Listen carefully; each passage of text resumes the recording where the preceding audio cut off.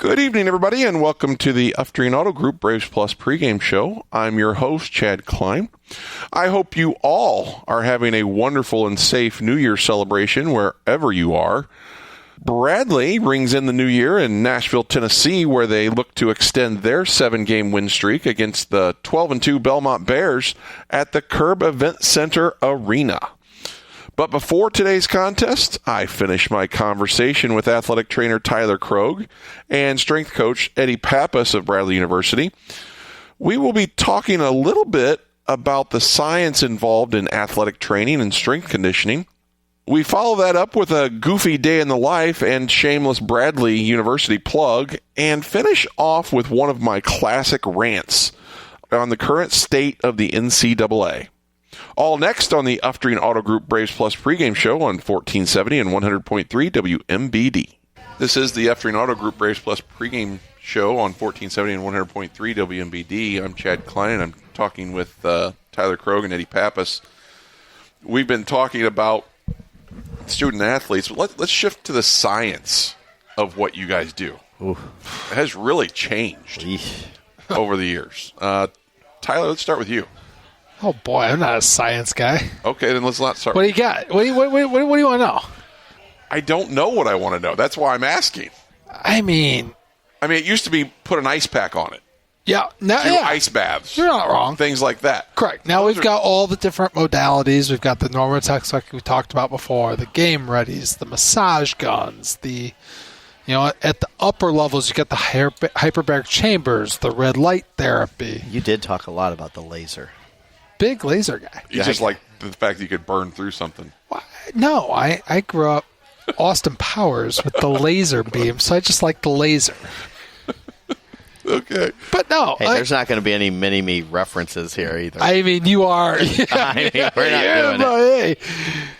But no, the science has changed.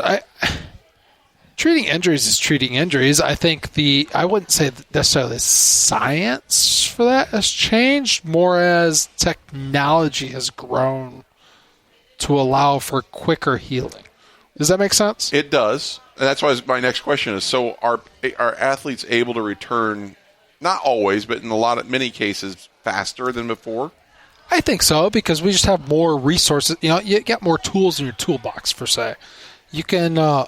Back in your day, I'm sure you didn't have Normatex game readies. We had the TENS unit. We had the cold bath in the corner that didn't work half the time. And maybe like a big bucket where you dump a bunch of ice and water in. Yep, the cold bucket. And an ice bag. Yep. Well, none of that's compression to help with swelling. So you're going to swell more. Yeah. So therefore, an ankle today I'm dealing with an ankle injury right now.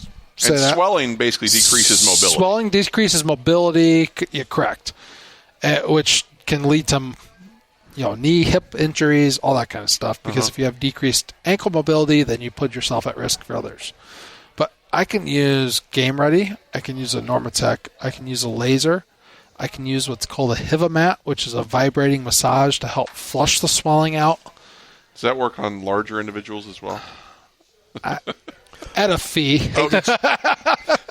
Hey, remember when you were we were in St. Louis? I was in St. Louis, yes. And did you use all those? Oh, I did use all those for to get somebody back. Another school openly admitted they do not have. They don't have any of that. Much larger school. Can I say the conference? Huh? Can I say the conference? Let's not say the team. What are we referring to as far as I assume the device?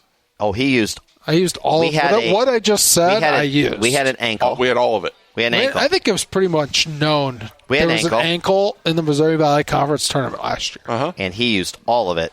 And he played.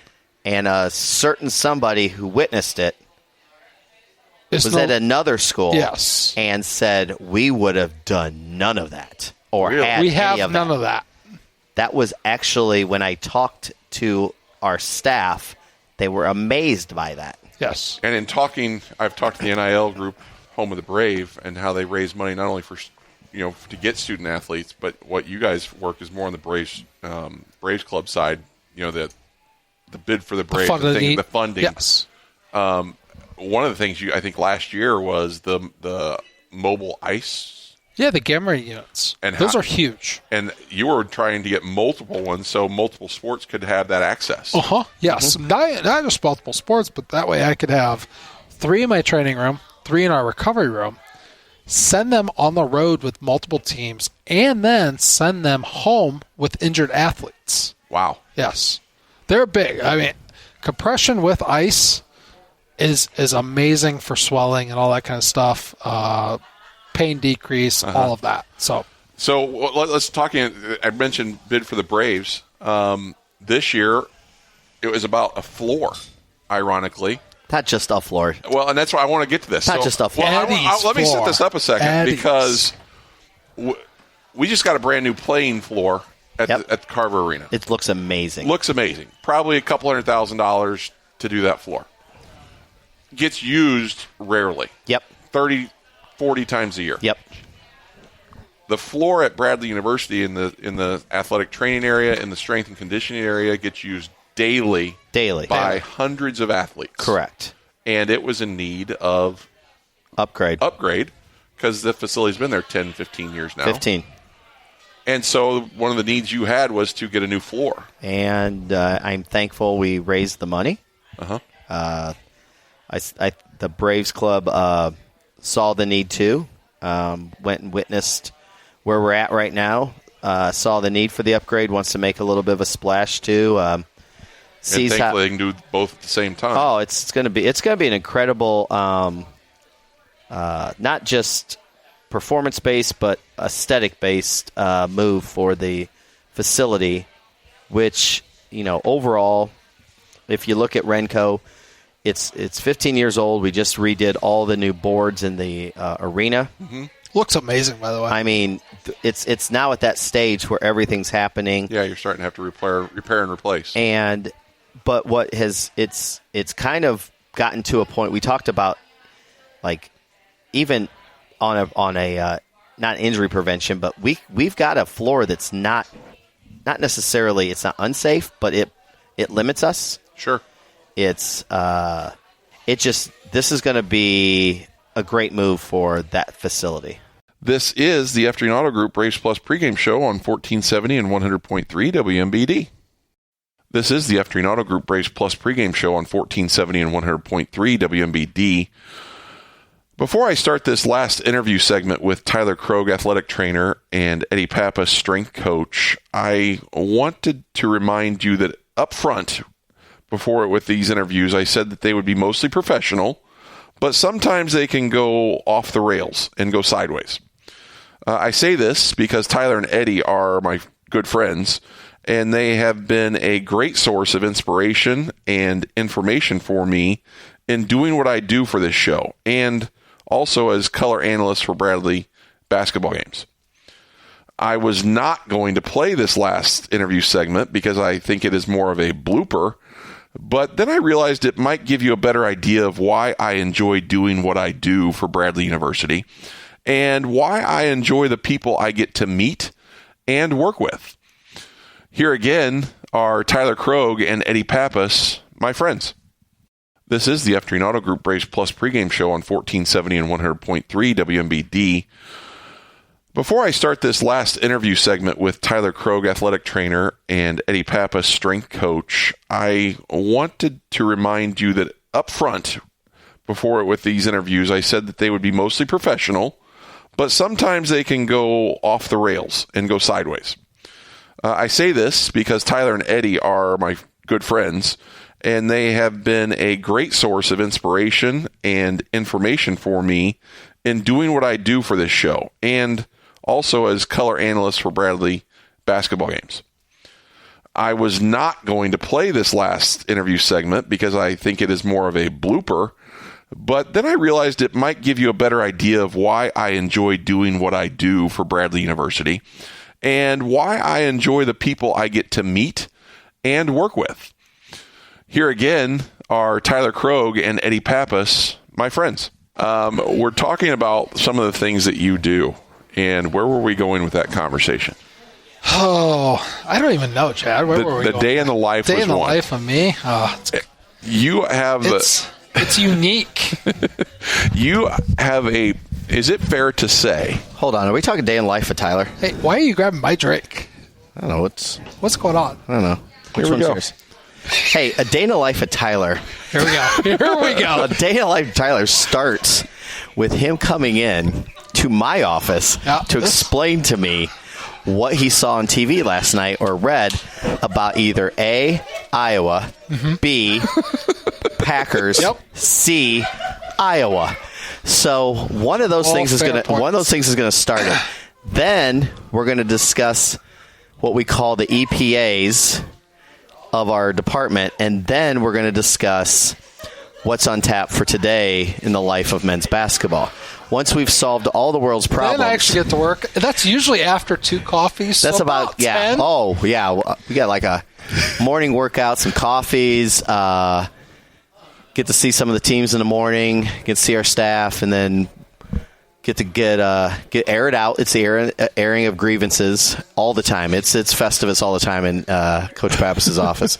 So we'll do that, and then he starts his day. I am interviewing Tyler Krogh, right? Yeah, I just wanted to let you know what this is all before 9 o'clock, because we do get more done by 9 o'clock than most people gotta be get honest, all day. He put a TV in his office, so we watch Squawk Box a lot. See where the investments We wanted are. to see what. Yeah, I will say that when Squawk Box was on, we wanted to see how the. I mean, our investments are going good. Really well. We're having a good year right now. All right, let's change topic here as we go on this further. So you have other trainers that work under you. Yes. What qualities do you value when you're with your trainers? Honestly, hardworking. Okay. Athletic training at times can suck because of the hours, right? It never stops. It never stops. You're in. Ironically, we've tried to set up this interview a couple times. Oh yeah. And you couldn't do it because of a pop-up doctor's appointment, pop-up injury, pop-up move practice, whatever has it. So it never stops. You're in multiple hours before the game. You're in multiple hours after practices, doctor's appointments.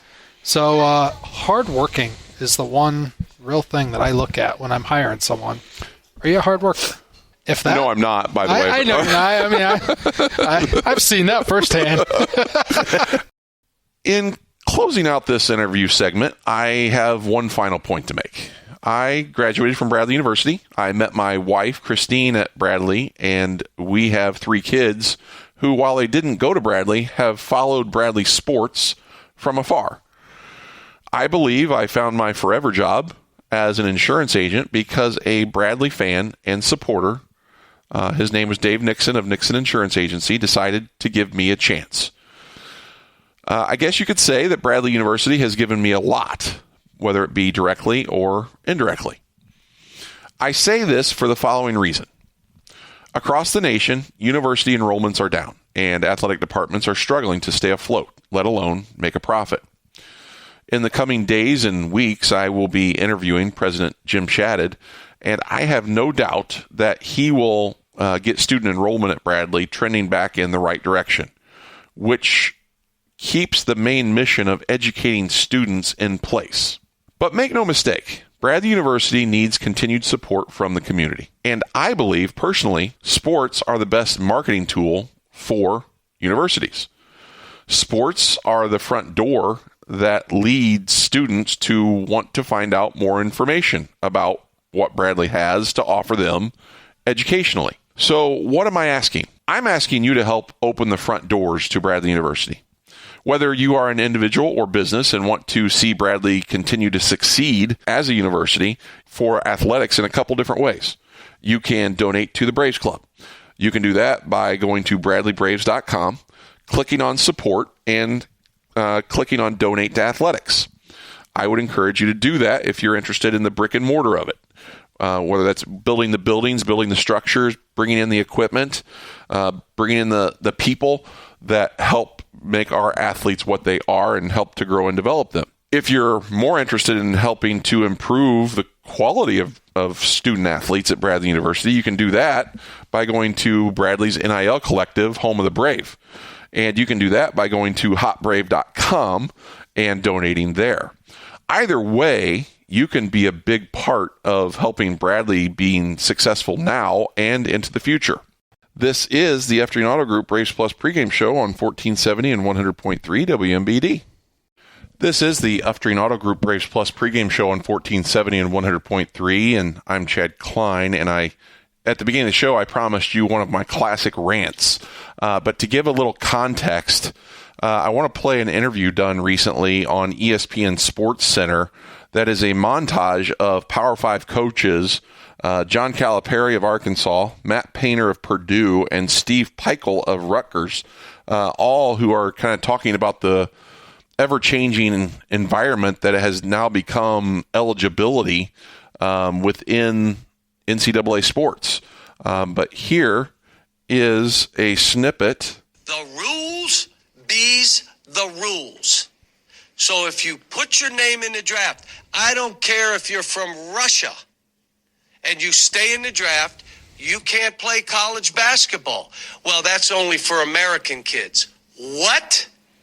If your name is in that draft and you got drafted, you can't play because that's our rule. We just want to know the rules so we can abide by them. Like we don't know what's going on. So that's what I would say. Like we need some leadership. We need somebody to step up and like, here's how it's ran. Here's name, image, and likeness. Here's the transfer situation. Like whatever. Like we can go on to all these different examples and like give us the rules. We'll abide by them. You know, because that's who the rules are for. The rules aren't for the people who cheat. The rules are for the people that abide by them. Are you pursuing anybody? Or Yeah, you have to. Whoever's out there, you try to pursue. You know, like it's a weird world. You know, I'd like to get a 36-year-old with 4 kids and hungry for a job. I'd like to get one of those guys. We'll see if one of those guys is available. In response to a wave of recent criticism from coaches, NCAA President Charlie Baker issued a statement Tuesday in an attempt to clarify the NCAA's position on the college eligibility for players with NBA experience. It read, in part, quote, the NCAA has not and will not grant eligibility to any prospective or returning student athletes who have signed an NBA contract, including two-way contract. The NCAA is exercising discretion in applying the actual and necessary expenses by law to ensure that prospective student athletes with experience in American basketball leagues are not at a disadvantage compared to their international counterparts. Rules have long permitted schools to enroll and play individuals with no prior collegiate experience mid-year. So that was the snippet from ESPN Sports Center and interviewing John Calipari of Arkansas, Matt Painter of Purdue, who is a well-respected college coach, Steve Peichel of Rutgers, who was joking at the end about the 36-year-old trying to support his family of 4. But is it a joke? It has become a joke. And it really irritates me to see what's happening right now. So I have a couple points to make. Number one, NCAA, please get your act together and quit moving the goalposts when it comes to eligibility. You are turning this into a semi-pro G League atmosphere for NCAA sports, and it's going to destroy it. That's number one. That being said, I understand that the NCAA is being attacked from all sides, whether it be eligibility, whether it be Title IX. There's all kinds of other lawsuits as far as NIL going on out there right now. So they are being attacked on all sides. So they are on their heels right now, and I do to a degree understand what's going on, but they got to get this figured out. Number two. And I mean this with absolutely no disrespect to coaches, but coaches are going to do whatever it takes to win within the rules. And if you don't make rules, they're going to find ways to read between the lines, bend the rules to their advantage. Because here's the reality. Coaches have to win. Coaches have to win in order to keep their jobs. Coaches want to keep their jobs because it's their livelihood. Point number 3. It is already hard enough right now for mid-major and low-major colleges and universities to compete because of it has become a big money industry that basically favors the Power Fives, Power Four, Power Fives of the world. And that's just the reality of it. And that's fine, but when you can't get control of this eligibility issue, it makes it that much harder. And finally, point number 4, which is a shame that it's being put at point number 4, but that's kind of where the NCAA has put it. And it has to do with the NCAA has lost sight of student athletes. And what do I mean? I want to read you the mission of the NCAA, the general mission. It's on their website. Provide a world-class athletics and academic experience for student athletes that fosters lifelong well-being. So here's my problem. And this is a commercial that the NCAA has played at the March Madness for the last probably decade or more. And basically that commercial, and all of you have heard it who watch it, basically states that 99% of all student athletes will never go and play professional sports. 99% will not go play professional sports. That means they need their education in order to help them with that lifelong well-being. Please help me to understand, NCAA, how the transfer portal in its current status does that. It favors the student athlete and it gives them the ability to move. That's fine. I agree. They should be able to move. But explain to me those student athletes that are able to move 3 and 4 times in their 3 to 4, 5-year career and how that helps them get to a degree. Because it can't happen. It literally cannot happen because I'm pretty sure most, if not all, universities will not accept transfer credits from other universities in some cases, especially after their junior year. So we are hurting our student athlete experience, and we've got to get that figured out. With that said, I am done with my rant for today. And again, Happy New Year. This is the Upstream Auto Group Braves Plus pregame show on 1470 and 100.3 WMBD. This is the Upstream Auto Group Braves Plus pregame show on 1470 and 100.3 WMBD. And this is Braves Recap. Last time out, Bradley played Evansville in Carver Arena, and it took a little while for Bradley to get going.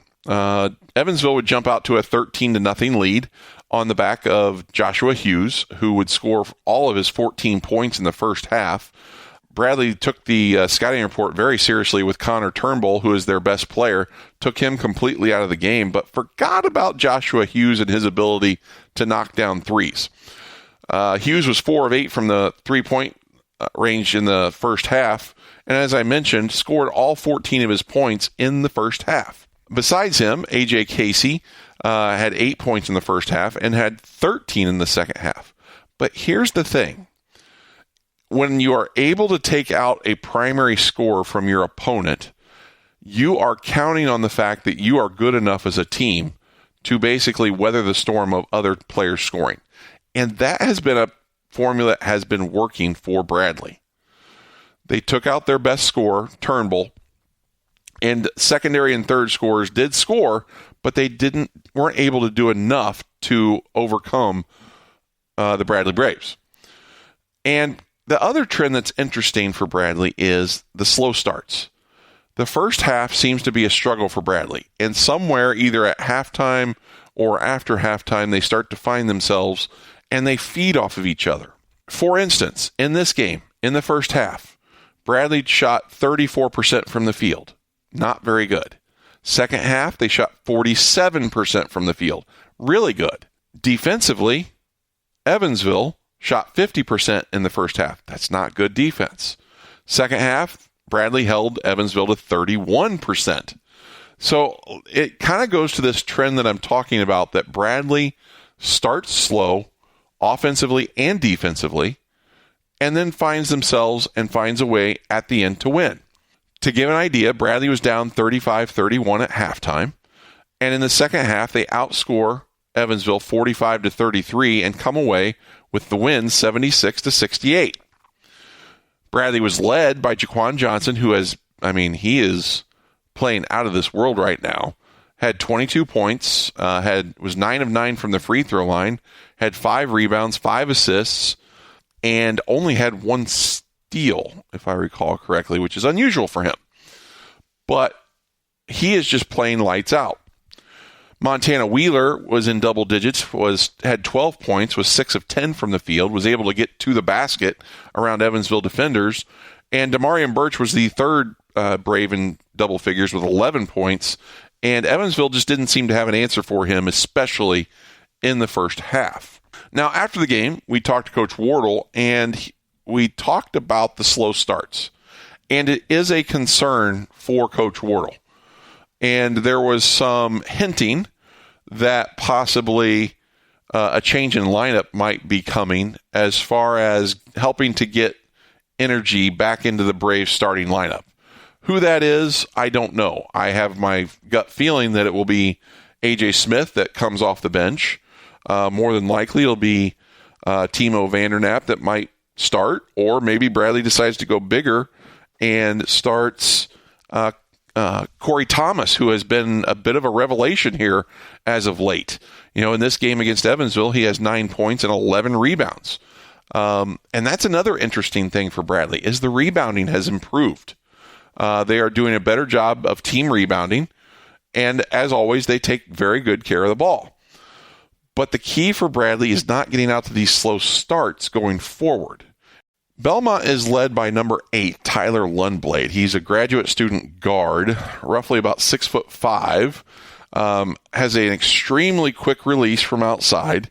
He shoots 82% of his shots. They come from 3, and he knocks them down at a 42% clip. He is a very good shooter and does not need much time or space to get his shot off. They also have a solid inside pick and pop guy, Sam Orm, number 14. He's 6'9", redshirt sophomore. He averages 13.6 points a game and 6.8 rebounds. Likes the pick and pop, but has the ability to post up. He goes and rebounds well. Just a solid all-around player, and could be a matchup problem for Bradley. All this being said, Bradley just needs to play Bradley basketball and play a little bit better defense for 35 minutes. This is a solid offensive team for Bradley. I'm never worried about Bradley's offense, even when they're not shooting well. They just find ways to score. But defensively, they've got to make sure they pay attention to the scouting report and find the shooters, Lundblade, Orm, run them off the three-point line, make them beat you in other ways. If they can do that, they will have an opportunity to win this game. Up next, Dave Snell has Braves Insight before today's matchup against the Belmont Bears in Nashville, Tennessee at 6 o'clock. This is the Afternoon Auto Group Braves Plus pregame show on 1470 and 100.3 WMBD.